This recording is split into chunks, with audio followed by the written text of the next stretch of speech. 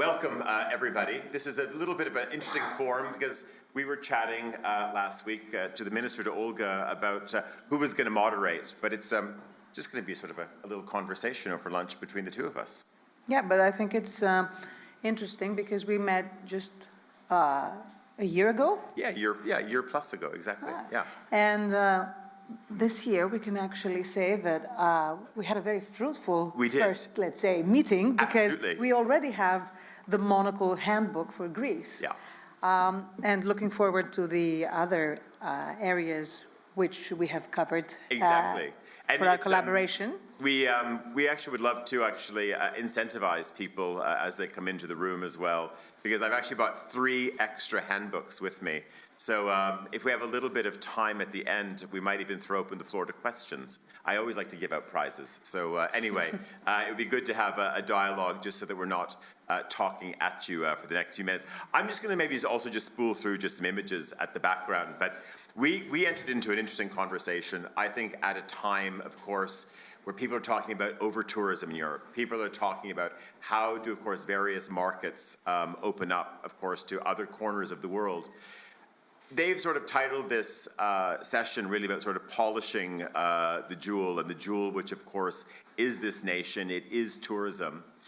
When you look around the country right now, and also you look at the competitors, where do you think there needs to be a little bit of buffing and polishing going on? If you could sort of wave your wand and say, these are some areas of improvement or uplift. What do you think about right now? Well, first of all, because Delphi Economic Forum is celebrating its 10-year anniversary, and it's a very good opportunity for us also to consider what has happened in Greek tourism these past 10 years.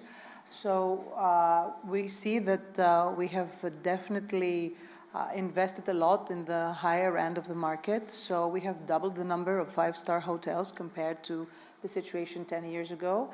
And we have definitely not considered ourselves as the crown jewel, which we just leave there for others to see.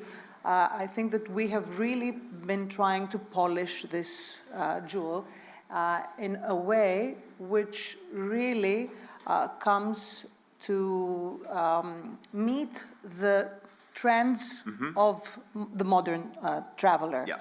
In this way, I think that right now it's really more important to promote the authenticity of Greece, the areas and the traditions and the culture and the natural offering and the different experiences that one can have in Greece, which are not just the ones that everybody had in mind as the stereotype, that Greece is associated with the Greek islands, with a vacation by the beach.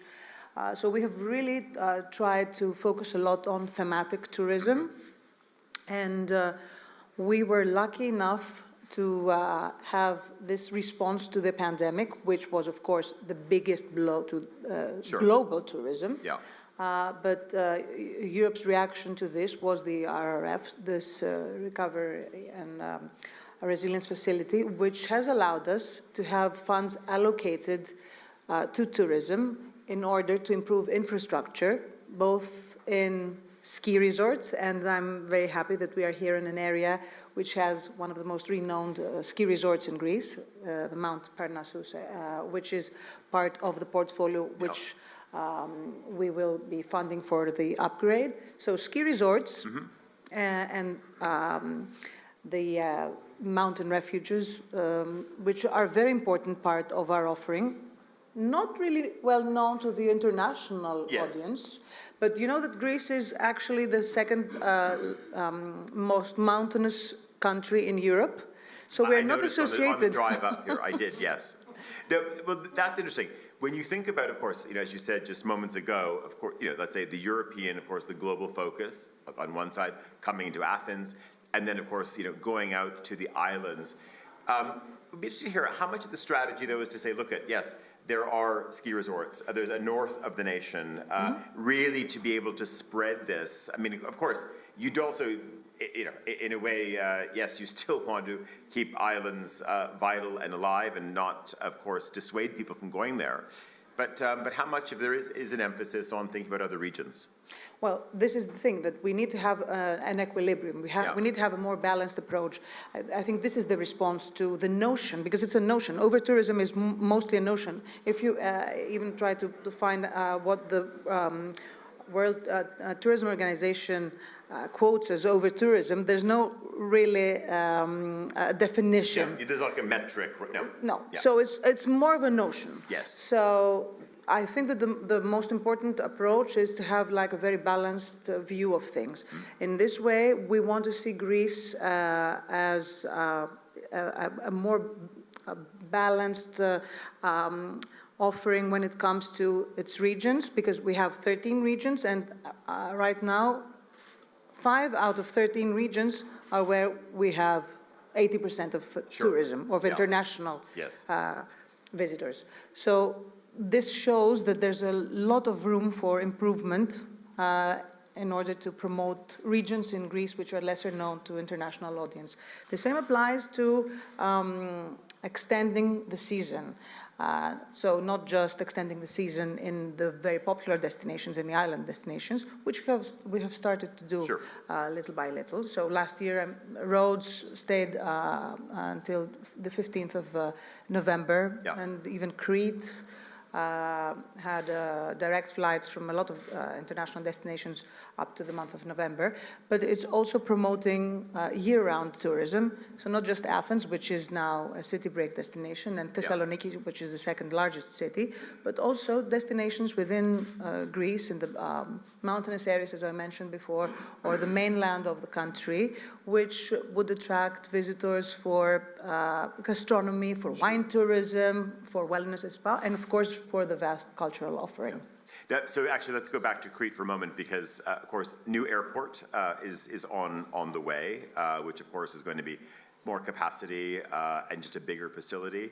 Is the desire and drive to also say, I mean, how could Crete be really 12 months a year, that there are, I mean, even open to longer haul destinations, et cetera? Because sometimes I sort of I live in Switzerland, and sometimes there's moments when you're sort of looking at the weather map and you're like, okay, it's like, foggy in Zurich, and it's whatever, it's even early December, and I see it's 22 in Chania.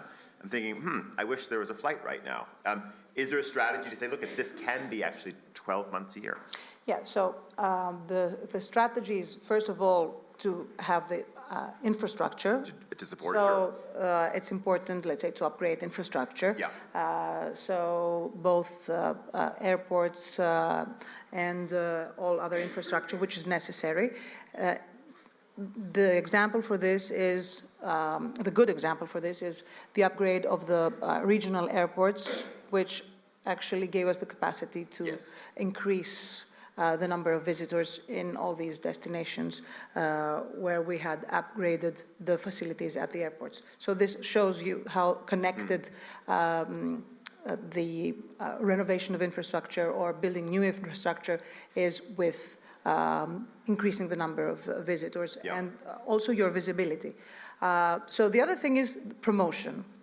And we have allocated funds from the RRF to completely digitalize our presence.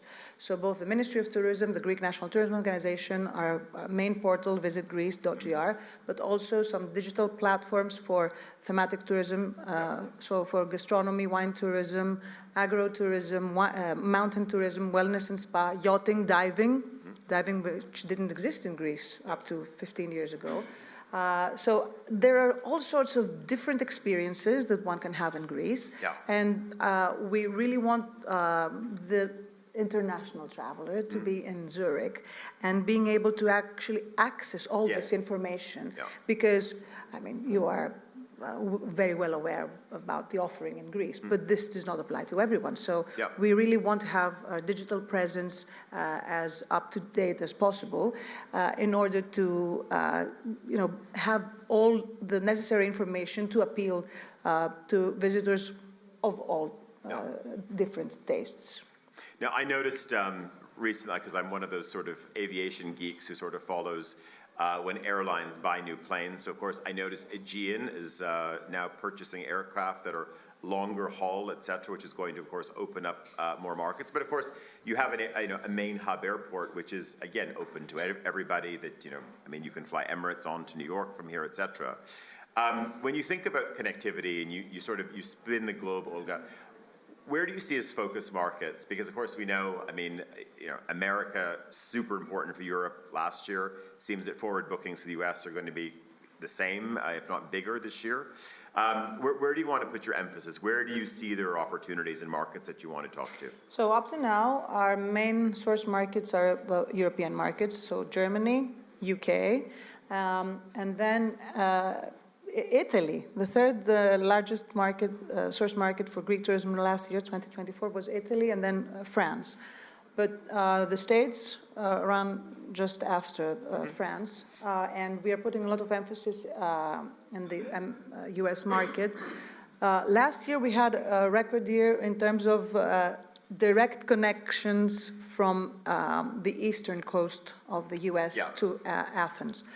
But we really want to put an emphasis on the western coast as well, because it's equally important for us. I know it's a longer flight, but we need to make some collaborations in order to connect Greece to the western coast, because we believe that this is a very important source market for Greek tourism.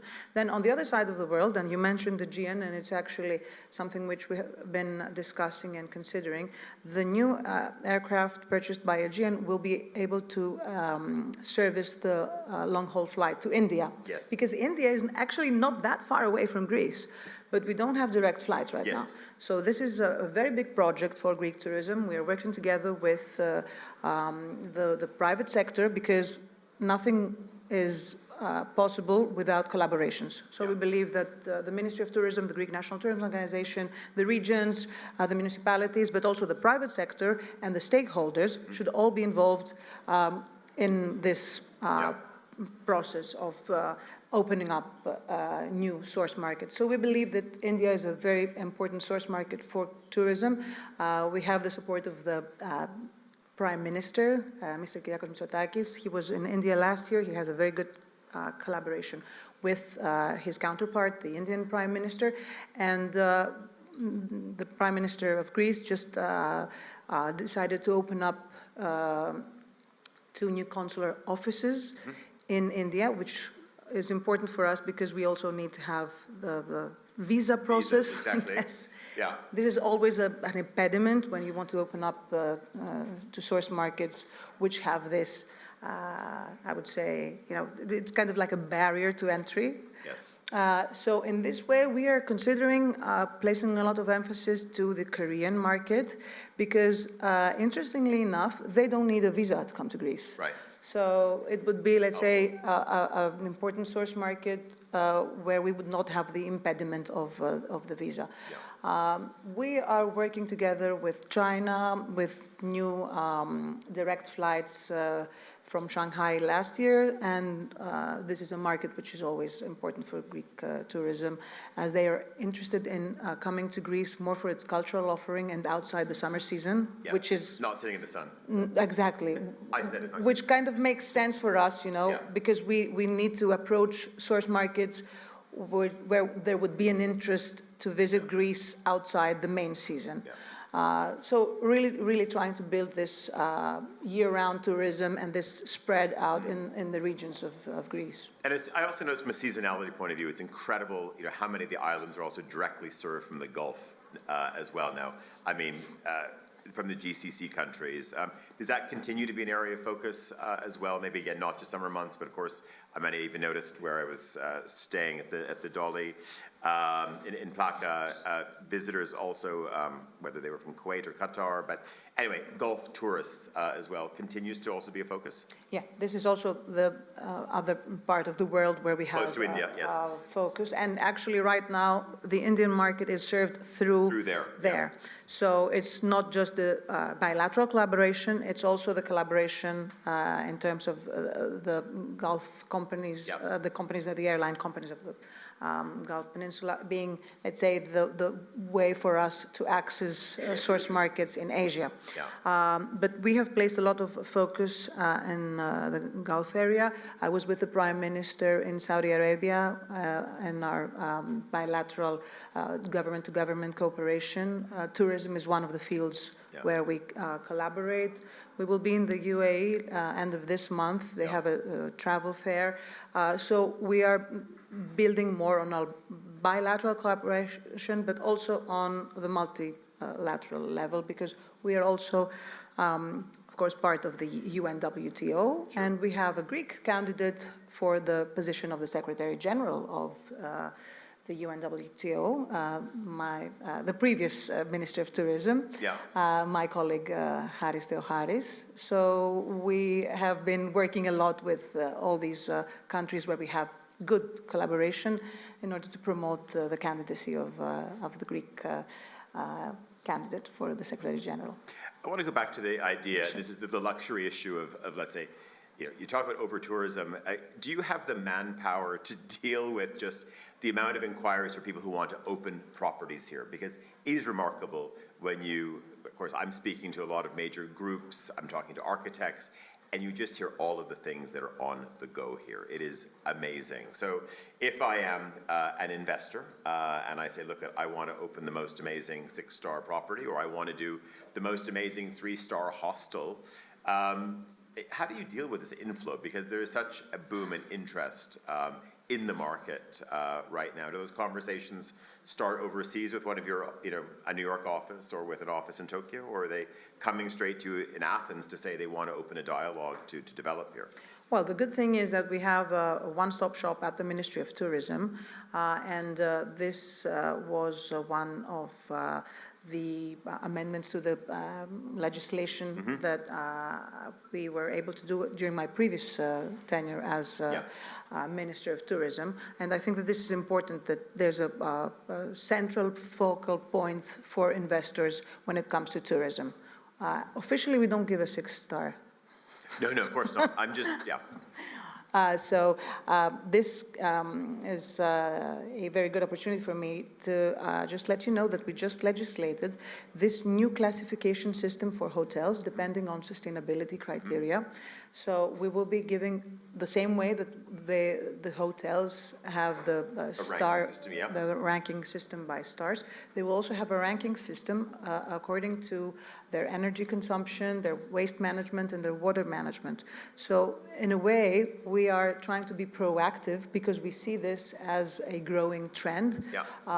Visitors will be looking into the carbon footprint before selecting, the destination of their which would apply, let's say, not only to their taste, but also to this criteria, the sustainability criteria that they would wish for the destination. So we're trying to be there, not just talking about sustainability,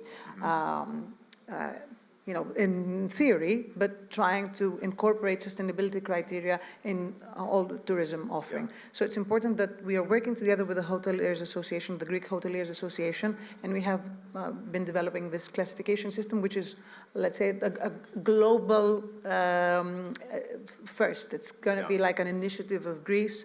And will you franchise that to other countries? If you've created it, why not, right? It could be a revenue stream. The most important thing for us would be to collaborate with our European partners and have this, let's say, adopted as a European-wide initiative, connected also to European funds. Because, of course, I think it would kind of make sense for European funds to be allocated to tourism projects that would really provide sustainability for the future. I said we have 3 books that we want to give away. Any questions? I saw some faces light up in the room. Anything for the minister? Oh, sir, go ahead. You were the first one who smiled, and we're excited about the prize. Sorry, just tell us who you are and where you're from. I am Elias. I am from Monocle, and I am still a student at the University of Piraeus studying statistics. Thank you. So you said that we need to preserve tradition, culture, and our food, right? But at the same time, we need to incorporate new technologies and innovation. But how can we stay authentic, the authentic Greek experience for the tourist, and at the same time to be competitive on the tourism scene? How can we not lose our identity with all this innovation, with the Hellenic project, and all these things that are running right now? That's my question. Yeah, maybe that's, yeah. Is there sort of a proactive conversation that you tend to have with the sector to say, hey guys, maybe it's not time to just, renovate in such a way and then try to look like something which is from, I don't know, Morocco? How do you sort of, you're sort of sympathetic in terms of whether it's cuisine, architecture. Is that a dialogue you have to have in this, globalized time that we're in? Well, first of all, I think that Greece is a country which has to be, let's say, accessible to all. And in this way, I think it's, the same way that I said before, that we need to have like a very balanced approach. Yeah. It's also a balanced approach when it comes to the offering. So you will not have, the Hellenic project is a wow, Sure. a super project which will transform the Athens Riviera, which has already become like a destination on its own. Yes. And this, of course, will attract visitors which are looking to this part of the experience. At the same time, we have all these picturesque villages in the mountainous areas where, this really local flair is what attracts other kind of visitors. Yeah. So I think in a way, we need to develop our offering always in a very sustainable manner, irrespective of whether this is a giga project or whether it's the smallest project. Yeah. So we need to be sustainable, and we need to incorporate all the criteria and the cultural aspects and we need to be close to the natural environment where we are in. But I see this as a positive challenge. Absolutely, yeah. And I think it's also, I always feel it's our job as journalists as well. I think when we meet hoteliers, et cetera, to remind people, what is authentic? Because oftentimes people want to attract the biggest chef from another market, and you're like, okay, that's great. That can be one part of it as well. But I think people are really looking for sort of true, real, authenticity more than ever. I think, please, actually, it was second row first. Just tell us who you are, and maybe if the microphone is, if we could just, sure. Hi, I'm Konstantina Chrysanthakopoulos. I love to travel. I'm a Greek the tourism fan. I always visit the islands and don't go abroad on summer. I have a question that I want to split to the both of you, to the minister. Do you think that our strategy and our promotion should have less sunsets and more substance? And then to you, Mr. Brûlé, I'm a huge fan of Monocle, and I read a lot of your content. You've traveled a lot. You've seen most of everything. In the era where digital check-ins and copy-paste luxury is an easy thing to do, what does the new how can we define the new hospitality? And is Greece a country that can support a new hospitality that can pinpoint some things that you're in Greece, or you're in a country, and it's not, if it's Tuesday, it must be Belgium. Yeah. Kind of thing. Let's hope it's not Belgium. No, anyway. Well, yeah. But, kidding. It's the anecdote. It's great. Thanks. Do you want to go first on sunsets? I'll go first. So, listen, I think that new hospitality is old hospitality. I think this idea, just because we put a digital overlay over something, and I'm speaking personally here, I'm not speaking on behalf of Greece, but how does Monocle see tourism? I think it goes back to the roots, and is it a warm welcome, and is there recognition? And on the third time you come to visit, do I recognize who you are? That I'm not looking at a tablet to sort of see if is this really Konstantina who's showing up? So to me, I think a lot of it is going back to the roots, and I think again this word authenticity is used. And look I think when this country, I think developed, started opening up to even the Grand Tour. This is what great hotels were doing. So to me, I think this is about people. I think at a time when we want to talk about AI and all the ways this is going to empower the industry, that's great. But actually, I think one of the wonderful things is this is an industry of people. I always think this is going to be the one sector that is going to be probably the most AI resistant, because it's going to demand someone, to carry my bags up. Someone is still going to have to deliver my breakfast. Someone's going to have to make an amazing coffee. And I think, so the exciting thing, I think, to me, this is a huge opportunity for this end of the Mediterranean. Can Greece also seize the role on education and actually making this a sector that, that people are proud to work in, and also that the guest also respects people who are on the other side of check-in, who are at the front door, who are in the aisle of the aircraft. And I think, to me, this is a huge, and I think this is one of the countries that can be an engine in Europe to deliver and do that, not just Belgium.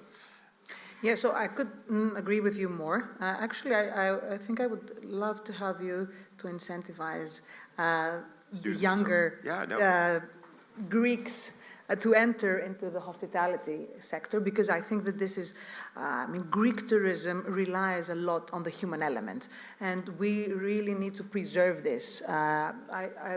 We follow satisfaction of the guests, and the primary reason why they have like a unique experience in Greece is because they feel this human element, the hospitality, which is inherent, let's say, in Greeks.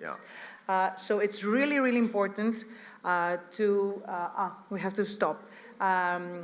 So for us at the Ministry of Tourism, it's important to upgrade tourism education. This is why we're also doing upskilling, reskilling of workers and employees in tourism. And when it comes to promotion, I think I just answered the question, because we are rebranding Greece and we're really trying to promote all sorts of experiences in Greece, and I just see the governor of the Peloponnese region, which is one of the, let's say, most upcoming regions in Greece, promoting more of what is lesser known to the international audience. But it's really important for us to have collaborations as the one that we had with Monocle, because this is actually a way to also approach this clientele, which is, let's say, more sophisticated, but always looking into these unique experiences that one can have in Greece, and which we offer and we really aim to preserve for future generations. And so thank you for the collaboration, Minister. And thank you very much, everybody. Thank you.